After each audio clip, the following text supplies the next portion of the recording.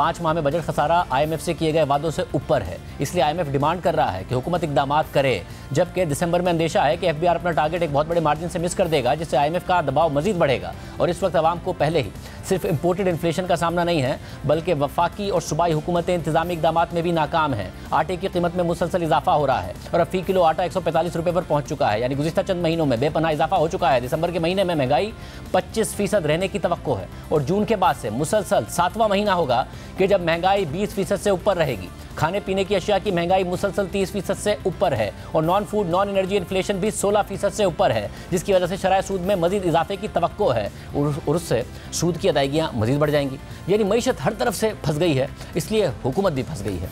इस tax to GDP और इन अखराजात और खसारों के साथ ना मुल्क चल सकता है और ना ही IMF मानेगा। और वज़ीर आज़म कह रहे हैं कि हुकूमत में आने से पहले अंदाज़ा नहीं था कि हालात इतने ख़राब है। 11 अप्रैल को मैंने हल्फ उठाया तो मुझे भी एहसास नहीं था कि पाकिस्तान की मईशत इतनी ज्यादा तबाह हो चुकी है। IMF का मुआहदा खत्म हो चुका था। मगर हम इस प्रोग्राम में अतम एतमाद से पहले बार बार नून लीग के रहनुमाओं को बताते रहे कि IMF का प्रोग्राम है, मुआशी हालात ख़राब हैं, आप अपने दावों और वादों पर डिलीवर नहीं कर पाएंगे, मईशत पर सियासत ना करें। मगर देखिए वो क्या दावे करते रहे। आपकी हुकूमत होती तो मुझे बताएं, आप आज IMF के प्रोग्राम में होते हुए पेट्रोल कैसे सस्ते कर देते, आवाम को रिलीफ कैसे दे देते? शाहजेब, हम भी IMF प्रोग्राम में गए थे और पहले महीने गए थे। उसी IMF प्रोग्राम में रहते हुए रिकॉर्ड लो था 40 साल का डिस्काउंट रेट, रिकॉर्ड लो इन्फ्लेशन थी उसी IMF प्रोग्राम में रहते हुए। कुछ चीज़ों में तो मईशत के ऊपर सियासत खत्म करनी पड़ेगी ना। अब पेट्रोल की कीमतें अगर बढ़ रही हैं और बाकी खित्ते में ज़्यादा हैं तो पेट्रोल की कीमत पे भी आप कहेंगे पेट्रोल बॉम और ये सारी की सारी बातें करेंगे। आप आएंगे आपको भी बढ़ानी पड़ेंगी ये कीमतें। खुद IMF को निमट चुके हैं, आप खुद निगोशिएशंस कर चुके हैं। एक दफ़ा 2018 के इलेक्शन से पहले नहीं माना IMF, अब क्या करें?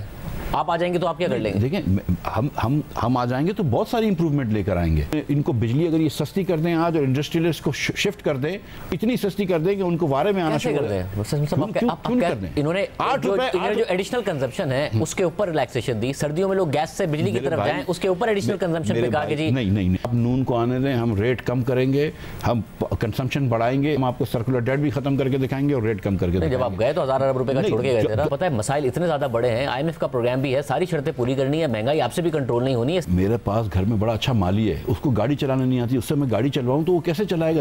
इनको कुछ काम ही नहीं आता। ख्वाजा साहब, आप इन्हें भेजने की और खुद आने की जब बात करते हैं और ये वादा करते हैं कि हम इस मुल्क के हालात बेहतर कर देंगे, तो आपके सामने भी इनकी बैलेंस शीट है, तो फिर आपने कैसे बेहतर कर लेना है? अगर इनके पास सॉल्यूशन नहीं है तो आपके पास कैसे है? अगर ये IMF का प्रोग्राम नहीं बहाल होता तो आप लोग क्या कर लेंगे? देखें, इस वक्त 342 अराकीन जो हैं उनकी जिम्मेदारी है कि पाकिस्तान के माशी हालात इतने अबतर हो चुके हैं, पाकिस्तान की आवाम जो है महंगाई की चक्की में पिस रही है, खुदकुशियाँ हो रही हैं। इस वक्त नेशनल कंसेंसस की जरूरत है। पॉलिटिकल इंस्टेबिलिटी जो होती है उसका नुकसान ही होता है ना, मईशत के ऊपर फिर सियासत होती है। बैनुल अक़वामी मार्केट में तेल की कीमतें बढ़ी हैं, हुकूमत IMF के प्रोग्राम में है, उनके साथ कुछ कमिटमेंट्स हैं, मगर अब हुकूमत अपने सर्वाइवल की जंग लड़ रही है। अगर आप भी इख्तिदार में आएंगे तो मुल्क इस तरह चलेगा नहीं। फ्यूल एडजस्टमेंट अगर कीमतें बढ़ी हुई हैं वो नहीं कर पाएगी हुकूमत, तो आपको भी मसाइल आएंगे। इसका आप क्रेडिट ले रहे हैं, यही परेशान कुन बात है, आपके साथ भी मसाइल होंगे।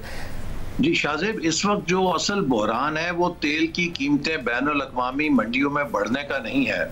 असल बहरान यह है कि ये हुकूमत 3.5 साल में गवर्नेंस करने में नाकाम रही है